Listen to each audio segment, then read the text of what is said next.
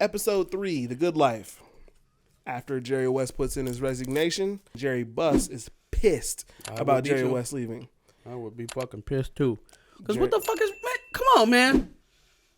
You could have quit months ago. It gave me time to find a coach. Yep.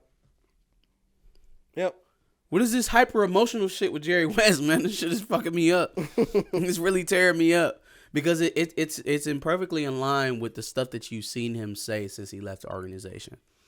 It seems very emotional. It seems very like spiteful and poignant, and it's like, what the fuck did the Lakers do to you? And so now you're getting some more of the backstory and where some of the, at least the beginning of probably where some of these riffs started. Mm-hmm. I don't know how happy he is about it. Probably not very. But fam, you've been taking pot shots at the Lakers for the last 15 years. You didn't think these chickens was ever gonna come home to roost? Did you honestly think that you were bigger than the biggest, most recognizable sports franchise in all of the world? Well, other than maybe the Dallas Cowboys, but let's be honest, man. 17 NBA championships, the 6 that they won when I was like yay high. Or it wasn't even born. Let's be honest here. It's the Lakers. Are the Lakers bigger than the Yankees? Could be. I'm not saying they're not, but Lakers, Yankees. I'll say there's a legitimate beef with the Yankees because the Yankees keep winning. Yeah, they keep winning. The Knicks, don't you ever? The Knicks. I would. The city alone gives you relevance. That's about it, fam. Yeah. That's about it. Magic is leaving for training camp. His mom tells him to remember who he is and where he comes from. Yeah, good advice. Good advice. Great advice. Pat fucking Reilly walks into the forum, or should I say, tries to, until he's stopped by the security. They was treating Pat Reilly. So, okay, you know what? This is why I love Pat Reilly's story. He's giving me a light into some of these historical Lakers figures that I didn't necessarily grow up on, but now I'm starting to get to see the true light. Because, Pat Reilly today, Pat Reilly is one of the most respected men in the league. Absolutely. Like he was the man. Pat Reilly of the Miami Heat. Oh, man, no. He had to go through it to get there. But he literally built himself up because they was treating him like a scrub. Like a scrub. I would have even thought that Pat Reilly would have gotten more respect from his time in college at Kentucky. Right? Because if you remember, I don't know if you remember that damn Disney movie about Texas Southern. Yeah. And where they were playing the basketball game. Derek Luke was in it. Mm-hmm. He played the point guard or whatever. And they ended up beating Kentucky in the NCAA tournament. Yeah. Remember that one? I can't remember what it was called. Pat Reilly was the star of that team, of the Kentucky team. Yeah, because they do mention that. They made a movie about it. He said that still haunts him. But I thought, that kind of legendary career at Kentucky, you would have thought that, Pat Reilly is that guy. Hell no. Pat Reilly can't even get into the forum. Yeah, come on, man. I ain't just no honky running around here. I'm Pat Reilly. Won a championship in here. You know me, Pat Reilly. No, not to them. Yep, out of here, boy. Yeah. So then Chick Hearn gets him in. And apparently, Chick Hearn is a violent racist. And that was really surprising to me because so many people shed tears over Chick Hearn when he passed. Mm-hmm. I mean, from the Lakers organization. Oh, yeah, no, shout out to Chick. Shout out to Chick Hearn. Chick Hearn had retired long before I started watching Lakers games, but it was like you knew of him. Yeah. He was part of Lakers lore. Like you knew who Chick Hearn was, and you knew players and people around the organization respected him, and they revered him very highly. Storied legacy, for sure. Now, all of a sudden, they tell him to tell all, and now he's a racist. That is hilarious to me. Homophobe. Because apparently, he don't have no friends in this production at all. None. Shit, they painted Donald Sterling in a better light than they painted Chick Hearn so far. Yeah. Considering they gave Donald Sterling literally 2 seconds, basically. But even still. Yeah. One of the first things out of goddamn Chick Hearn's mouth that I heard was, oh, yeah, they got a new gorilla out front. I was like, oh. Okay. All right. Yeah. I mean, that seems very historically accurate, though, so. For sure. Jeannie Buss sees the new coach in the paper, Jerry Tarkanian, who has a history at UNLV with the Fighting Rebels. This whole saga is nuts to me. It's nuts that I don't remember this ever being. Well, of course, I mean it didn't happen when I was alive. I'm saying, but like, it's crazy. Yeah. This whole saga that's happening right now is nuts. Mm-hmm. Yeah. Pat Riley's wife is a therapist despite her marital issues with Pat. Now that he's a former player, she wants him to find something to do with his days. So, first of all, Becky, you're not about to be armchair diagnosing me, and you've been in your profession for 2 years now. God damn it. Yeah. Get the hell out of here. Get the hell on and call me a real doctor. But no, yeah. I think that's a thing for retirees, and it's always interesting for athletes because you think about like our dads, right? Like retirement age is 50, 60 years old. That's retirement. Pat Riley is retiring in his early to late 30s. Yeah. Yep. All the money in the world, all the time to do, but still virile, still able to do things. You know, like still a man. Not to say that retirees who retire at 60 aren't men. I'm just saying, like, you still. But they put in a lot of time. A lot of time. Like, they burn that late night oil. They don't have the impetus or the want to keep going and doing stuff. Mm-hmm. Like, it's time to relax now. Yeah. 30s, you like, no, man, I'm still trying to burn this juice. I'm still trying to use everything I got. Yeah. You know? And to be retired at that spot, it's a weird time because it's like, well, yeah, I mean, I have been training and playing basketball year round since I was like 5 years old. So it would be nice to take a little time off, but you gotta get back I don't want to get old and die. Right. You know what I'm saying? That's not what I'm ready to do right now. So it almost starts a second life. Yeah. You know? Which it has because he's going to see Chick Hearn about color commentating, even though which was horseshit back in the day. And it's crazy to see that because now, today, the guy that doesn't know the basketball is the fluff guy. He's the color guy. Mm-hmm. Mm-hmm. Where it used to be the guy who is the athlete was the color guy. Yeah. So I think that's funny that dynamic changed so quickly because now you look at it. See, it used to be the color guy was the sportsman, the one who has played the game, but they play him like he's a dummy, like he can't sit here and talk. It's like we need an actor to sit up here and read like he's on the news. But eventually it's swapped. And now the color guy is the actor. Think Gus Johnson and Joel Klatt on Big Noon Kickoff. Yeah, yeah. 30 years ago, Gus Johnson would have been leading the show, saying everything, and then Joel Klatt would have sprinkled in his little shit over top of it. Yeah. 30 years forward, we're completely reversed. Fair enough. McNamara. Yeah. To the end zone. Yeah. That is the highlight of Gus Johnson's work on Saturday afternoons. Gus Johnson is supposed to be the straight guy, but he's the flair guy now. Yeah. Yep. And they leave the football talk to the guys who play football. Yeah. For sure. For the most part. There's a little crossover, but the roles have completely switched. I thought that was funny. I agree. Jerry wants to keep the secret of the loan away from Jeannie, but she's clearly hearing everything. Yo, fam, why are you having trouble hiding things from your 16-year-old daughter? That's a little nuts. What is going on? Jeannie, leave the room for a second. Go to the east wing of the house so I can speak to your grandmother in private. The east wing of the house is absolutely nuts, but yeah.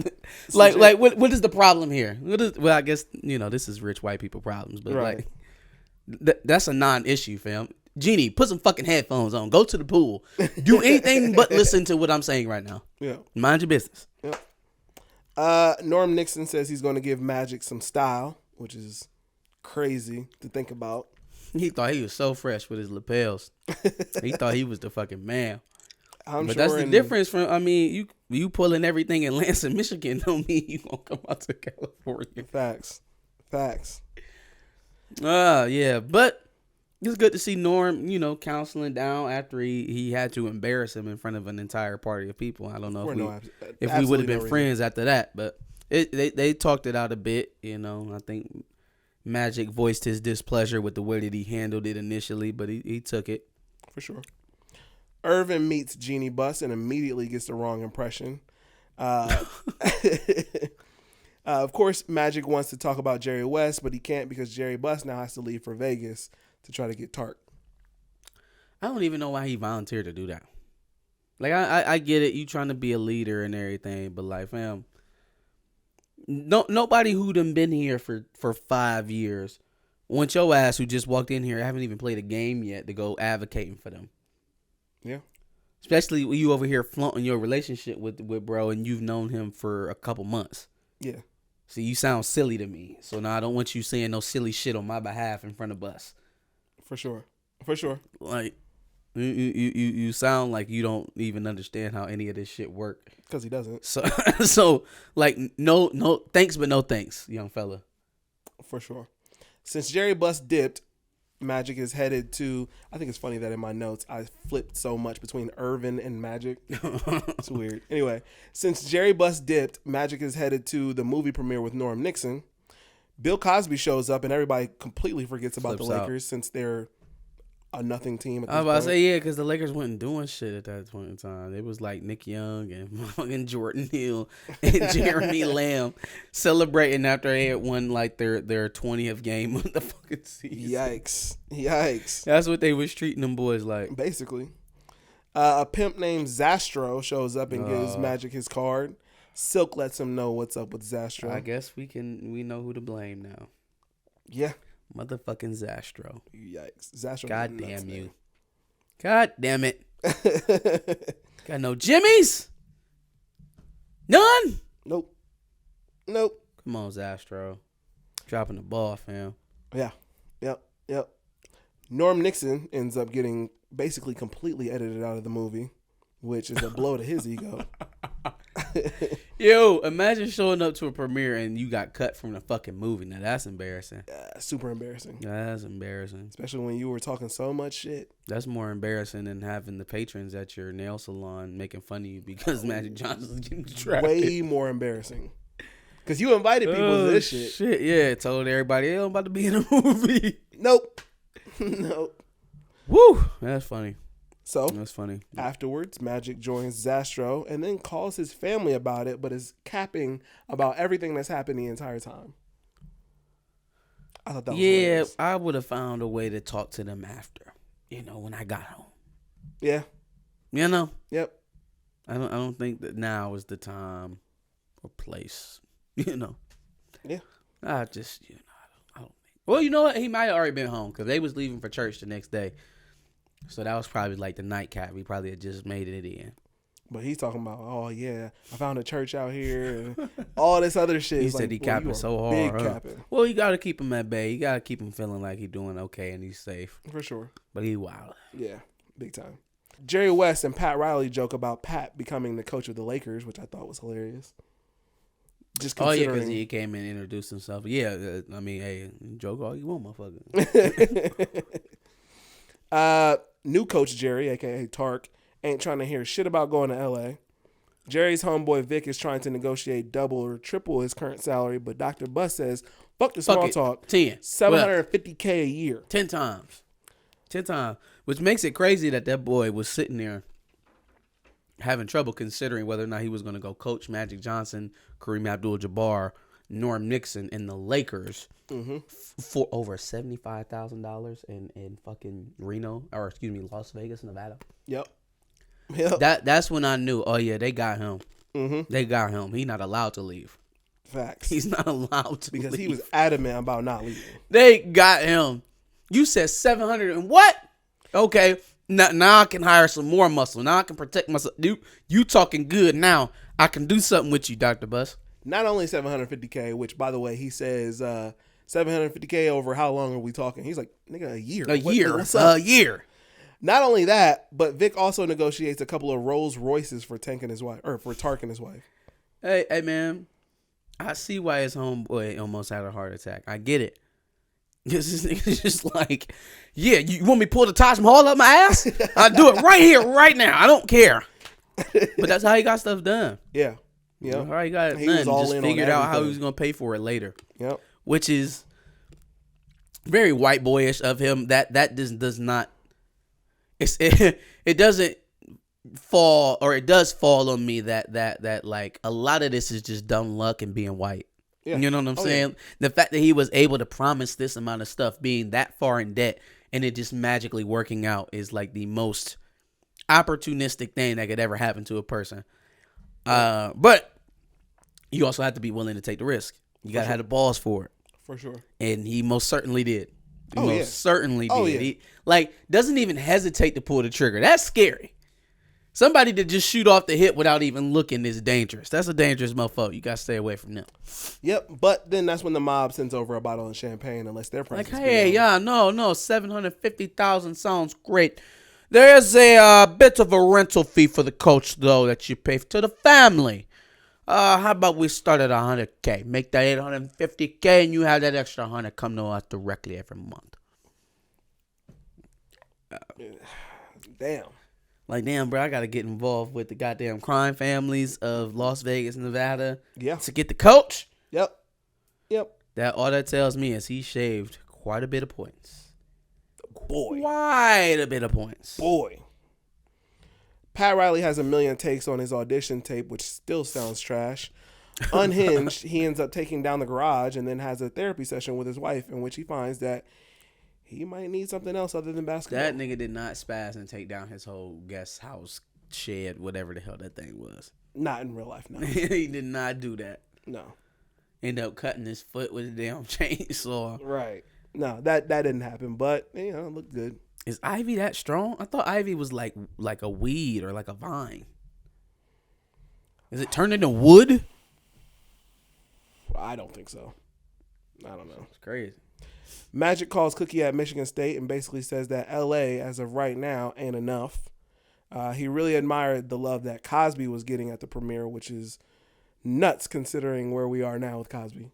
Yeah, Magic's a bit of a glory whore, which, again, I can see that. That's very evident even from the very controlled, personality that he's given us. Mainly after he was named president of basketball organizations, I learned Magic Johnson is a very vain person. Yeah. Yep. And we are starting to see that in the doc shaping out a bit. Mm-hmm. Which, I mean, hey, look, if I was ever at any point in time in my life the best basketball player breathing, how can you not? How can you not love yourself? Yeah. Yep. But it's getting him into some problems with Cookie because she's just not. She's not impressed by any of it. She's not fucking with any of it. And so she telling you, like, bro, you sound crazy as hell. Like, you just got drafted number 1 overall. You're playing basketball in Los Angeles for a living. And this ain't enough for you. Like, fam, who gives a fuck whether or not them people like you or not? Who cares? Yeah. Who cares? No, literally, like, not just Cookie saying it. Fam, you get ass every night. You getting paid $500,000 to go play basketball. What is the problem? What's the issue? Yeah. What are we talking about here? Jerry West comes to persuade Dr. Buss and Bill that homeboy from Portland is the guy, but Dr. Buss is about to go meet with Tart to get the contract signed. Yeah, Jerry, why the fuck are you still here? Why are you for still a long ass time like he's still part of the organization? Why are you here? Like, I would like to think that, if Kobe wanted to stay around after he retired, the Lakers would welcome it and they would let him do whatever he wants to do. That don't mean he should be there, and that doesn't mean that he would ever do it. Yeah. It's embarrassing, fam. You quit, which forced them to have this mad scrum to find a coach, and now you won't shut the hell up and stay out of it. You don't work there anymore. No, he got to onboard the new coach. Apparently. That's the only thing I can see. I guess, man. You can wait until they hire somebody and just do that. True. Very true. Tark is at a payphone getting news about his homeboy missing. Dr. Buss and Jeannie are discussing whether or not he can afford Tark's contract. In the next scene, we see that the mob hit Vic and threw him in his own trunk. Crazy, bro. Crazy. So now we understand why he was driving that price up, because he needed some money to protect himself, too. Like, shit, give me my finder's fee so I can get on the road. And he just couldn't get going fast enough to L.A. Unfortunately. Couldn't get going fast enough. I find it a little funny. Well, when is this happening? This is 1980... 1979, 1979. Okay. Yeah, no, that's still pretty early. I'm thinking, like, man, he ain't at least have a car phone. He making all that damn money. he had to stop at a payphone, but it's still too early for cellular devices for real. So almost, because I think at some point in the 80s they started getting they actual started car getting phones. cell phones and car phones and stuff like that. Yeah. Yeah.